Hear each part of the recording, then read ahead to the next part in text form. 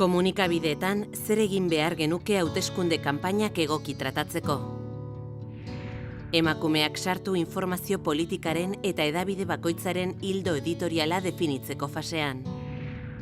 Emakumeen sinadurak sartu iritzien eta kolaborazioen argitalpenean. Analisi politikoan aditu diren emakumeengana jo, bai eta emakumeen eskubideak sustatzen diharduten gizarte antolakundeetara ere. Datuak sexuaren arabera bereizita eman.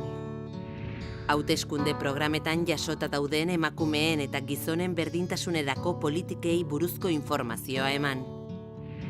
Politikarien aniztasuna erakutsi, sexuan oinarritutako joerak eta estereotipoak saihestuta.